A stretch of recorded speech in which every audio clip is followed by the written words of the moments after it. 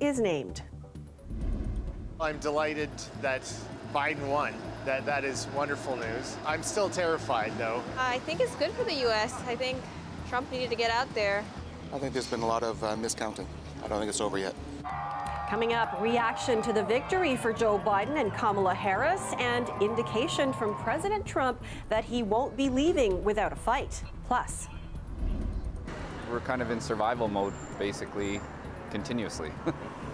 just as COVID-19 cases in the province hit a new high, restrictions are loosened in some regions. The latest on the pandemic in Ontario. And the temperature is up and the layers are coming off. How long will the sunshine last? We've got good news later in the show. Good evening, I'm Marivel Tarouk. We begin tonight with breaking news. A 12-year-old boy is in critical condition and 3 teens are injured after an afternoon shooting in North York today. Several gunshots were heard around 2:30 in the area of Jane Street and Stong Court. Kelda Yoon is live for us at the scene tonight. So Kelda, what's the latest? Well, Marivel, we know that 4 people were injured, including a 12-year-old boy who remains in critical condition tonight after a shooting here in the area of Jane and Strong. As you can see, the area is still taped off. It's still a very active scene. There's many police officers here. Now, to my left is 25 Strong Court, and it was in the parking lot of that apartment building where the shooting erupted. One resident tells me she heard about 6 to 8 shots and a woman screaming at around 2:20. And here's what we know from police. They say that they got the call around 2:20 to come to 25 Strong Court. Now, when they got here, they found a 12-year-old boy who had been struck by a bullet. He had been walking on the west side of Jane Street, and he is believed to be just a bystander. Now, police say 2 vehicles had driven into that parking lot. 2 men from one of the vehicles then got out and ran toward the other vehicle and just started firing. Now, 5 men were in that other vehicle. 3 of them got shot, including a 17-year-old minor who tonight remains in serious condition. The 2 others who were injured, they are now in stable condition. Now, the suspect vehicle, we know from police, then fled northbound on Jane, and the vehicle that got shot at, that vehicle actually traveled to Driftwood, not far from here, and that was where the victims were found by police. As mentioned, 3 of them were shot, 2 in stable condition, 1 in serious condition. As mentioned, the 12-year-old boy, the innocent bystander, that's who the 4th victim was, and tonight, again, very sad, remaining in critical condition tonight. Here is what the police chief had to say earlier about all this. It's just a callous disregard. The boy was with his mother. They had just been shopping in the area. It's just disgraceful. It's not definitive yet that it's gang related, but it certainly has all the hallmarks, and that's what we're prepared to address.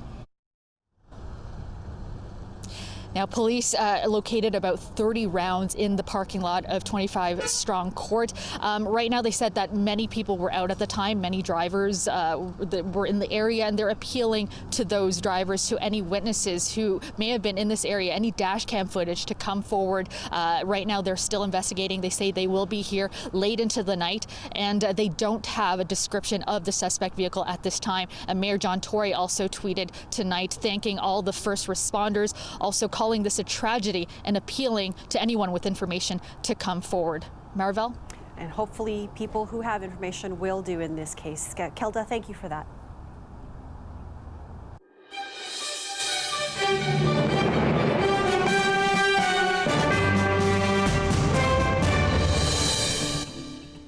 Joe Biden has won the U.S. presidential election, and his supporters are celebrating across that country. Meanwhile, Donald Trump supporters are showing their anger, alleging voter fraud for which there is no evidence. As Katie Simpson reports from Atlanta, Georgia, the scenes on the streets are representative of the deep divide in the United States. Better late than never, say supporters of now President-elect Joe Biden. Celebrations erupted in the state that pushed Democrats across the finish line. Biden won! Biden won! He won! You know what? Goodness won! That's who won! Goodness, not Biden! Goodness! We're so excited! We're so excited! America spoke! We won! We won! Huge crowds cheered in Washington's Black Lives Matter Plaza, which sits just beyond the White House fence. A sense of relief there. New occupants will soon move in. Excitement shared by the new vice president-elect. We did it. We did it, Joe. You're going to be the next president of the United States. Joe Biden's wife posted this photo on Twitter, her husband later calling for calm in a statement. With the campaign over, it's time to put the anger and the harsh rhetoric behind us and come together as a nation. President Donald Trump was on the golf course when the news first broke and plans to challenge the results in the courts. Some of Trump's supporters, like these in Georgia, aren't ready to accept the results either, demanding investigations into unfounded claims of voter fraud. More investigations have to be done, and until that's complete, Joe Biden or anybody else shouldn't be declared president. Demonstrations here became tense. Another sign of just how deeply divided this country remains. One thing Trump supporters here have said repeatedly today is while they may not be happy with what's happened, if the president accepts the results, they will accept the results. Katie Simpson, CBC News, Atlanta, Georgia. People here at home also watching the race, anxiously awaiting the result. Not only Canadians, but Americans living here who exercised their right to vote.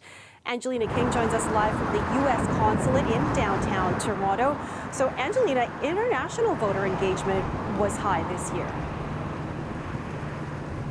Yeah, exactly. That's what I'm hearing from organizations representing both Democrats and Republicans. They say there was just so much interest in this year's election, people really feeling like the stakes were so high. And so both of these organizations, as well as nonpartisan ones, really put in an effort to educate people living here in Canada on whether they have the right to exercise their vote in the U.S. and then taught them how to do so. And we know that there are more than 650,000 Americans living in Canada who have the right to vote in the U.S., many of them living here in Ontario.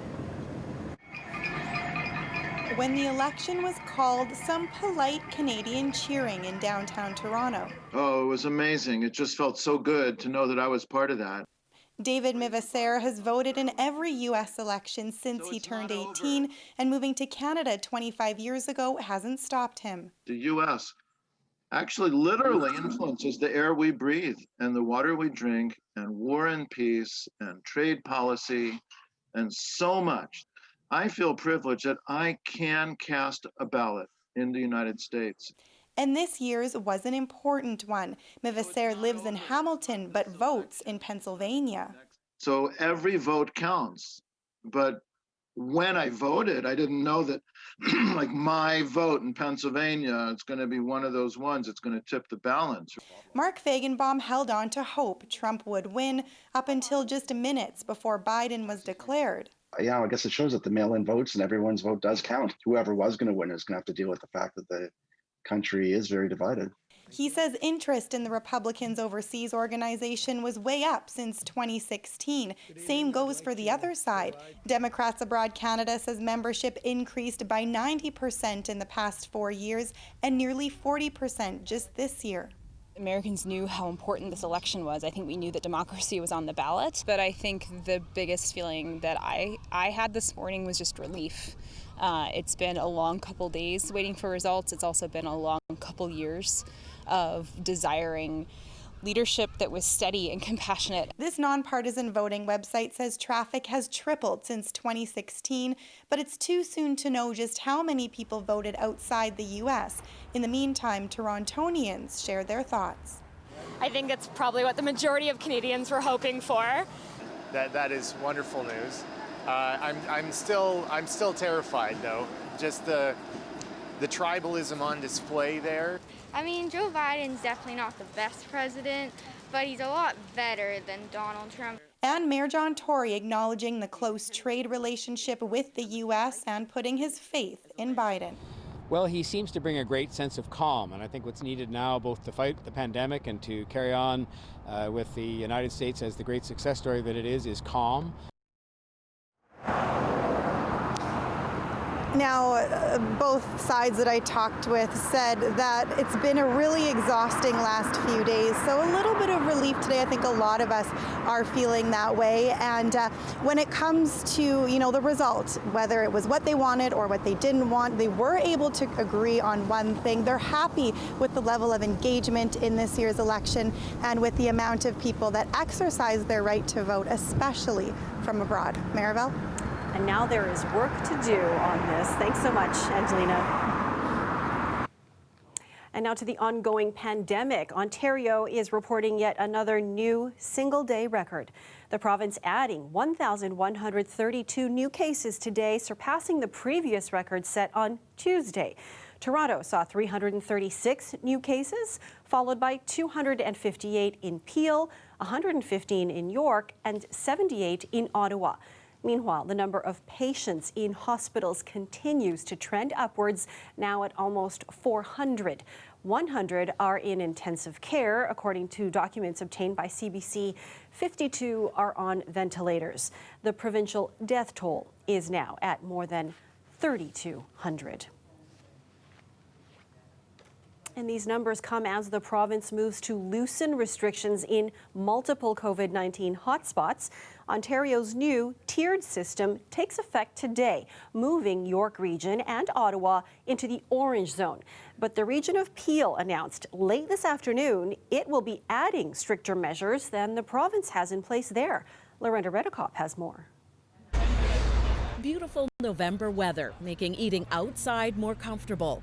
This is the first day people can also eat inside at a restaurant in Peel Region. Up to 10 people. That's allowed as cases in this region have spiked. We closed for 28 days as per order, and still the numbers went out. We spent the money, paid for plastic 4 times the normal cost. We did everything we had to do. We take the protocol seriously. Peel is in the red or control level, one level below a lockdown. But late this afternoon, Peel's medical officer of health announced he's taking stricter measures. If you're at a restaurant, you can only sit with members of your own household. That's starting Monday. All banquet and event facilities have to close. If you're at a home, whether you're inside or outside, you can't have any visitors. And starting on next Friday, no wedding receptions. That's until at least January 7th. Peel's medical officer of health says this is about avoiding a lockdown and saving lives. Very worryingly high percent positivity, hospitalizations, ICU admissions, deaths. Everything is rising. This critical care physician in Peel thought the province's measures were too lax. They've just seen 4 weeks of rising case numbers under a higher level of restriction than what they just switched to yesterday, which does not make sense from the perspective of disease control. And I think it's a dangerous decision. And overall, I think it's an ethically inappropriate decision because we know what this disease does. Today, Toronto recorded the highest number of cases in Ontario with 336. It's the only part of the province where no indoor dining or bar service is allowed. That's because health officials had asked for an extra week to prepare. In Ottawa, they're in the orange level, meaning this restaurant can have up to 50 people. Sales have dropped in half due to COVID. We're kind of in survival mode, basically, continuously. All of this as regions try to adapt, and the COVID numbers and risk levels keep shifting. Lorenda Redekop, CBC News, Toronto. The city is launching a new electric vehicle charging station pilot. These are conversations that didn't take place 100 years ago, or 50 years ago, or 30 years ago. And yet now we are challenged with going into our neighborhoods, some of which have very tight right-of-way configurations, lots of parking challenges, and introducing this infrastructure for a 21st century city. The City of Toronto and Toronto Hydro launched the 12-month pilot this afternoon. 17 on-street electric vehicle charging stations have been installed and are activated for use across the city. 11 are located in neighborhood parking permit spots in 3 different wards. To use the stations, EV drivers with a Level 2 connection will need to order an FLO card online that will be used to activate the station and charge their vehicle. Well, could we have asked for a better Saturday? The warm weather continuing today, bringing plenty of people outside. T-shirts and shorts making a comeback this weekend.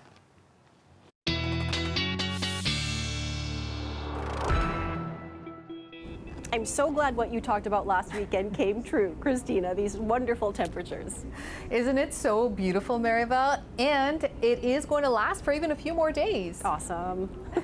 So let's check this out, because we are right now embracing the warmest warm streak that we have had in November since 1938. 8 days of degrees over 15. So 8 days over 15 degrees Celsius in a row. So let's check out Toronto. 8 p.m. it's going to be about 12 degrees. 10 p.m. 10 degrees. By the time we get to midnight, 11 degrees. I love this because overnight it is still feeling good.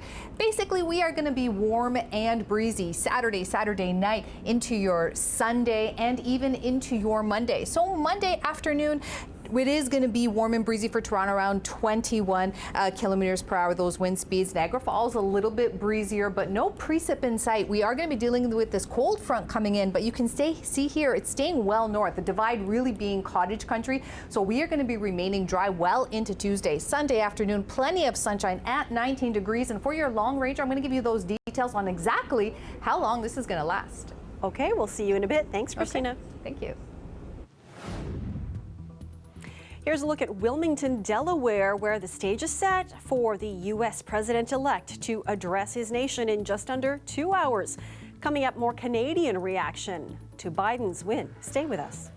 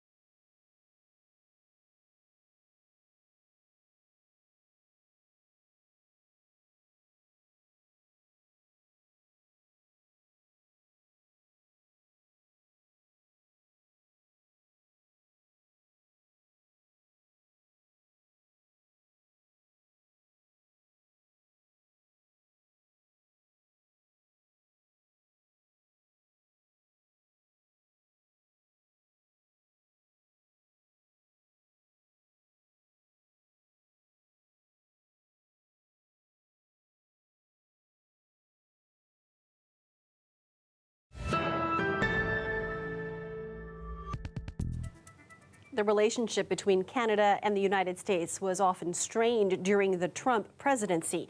Hannah Thibodeau has more on Canadian reaction to Biden's win. This Canadian was happy with the presidential outcome. And Prime Minister Justin Trudeau was quick to send his congratulations. He said in a statement, "I look forward to working with President-elect Joe Biden." And Canada's new dance partner, south of the border, already has a rhythm with our PM. When Joe Biden was vice president, you could see the chemistry between him and Trudeau when he visited Ottawa in 2016. And it's not only those personal connections. The two countries also exchange more than $2 billion in trade each day and share the longest international border in the world. Trudeau says, "We will further build on this foundation as we continue to keep our people safe and healthy from the impacts of the global COVID-19 pandemic and work to advance peace and inclusion, economic prosperity, and climate action around the world." It's safe to say Biden will be a more predictable president for Canada to deal with, and a priority issue will be tackling COVID-19. Canada and the U.S. have had to restrict cross-border travel as cases in the U.S. continue to surpass 125,000 daily. Biden has promised to get the pandemic under control in his country. Much different messaging than Donald Trump, who recently falsely claimed that doctors were inflating the death count for monetary gain. Expect Canada and the U.S. to align on climate issues. Trump pulled the U.S. out of the Paris Climate Accord. Biden has promised to recommit the U.S. to the agreement as soon as possible. That and his $1.7 trillion clean energy revolution plan could mean a big market opening up for Canada's clean technology. When it comes to trade, don't expect to see the same type of threats of tariffs on Canadian aluminum and steel as Trump did. Opposition leader Aaron O'Toole also tweeted his congratulations and mentioning the historic relationship. His tweet said, "Canada's Conservatives will always work with the U.S. to advance our common and close economic ties." NDP leader Jagmeet Singh focused his comments on the end of the Trump presidency, quoting former NDP leader Jack Layton, including the lines, "Love is better than anger, and hope is better than fear." Trudeau is expected to speak with President-elect Joe Biden as soon as a call can be arranged. Hannah Thibodeau, CBC News, Ottawa. Really is a beautiful evening out there tonight, not feeling anything like a typical November night. Coming up, will it last? Stay with us.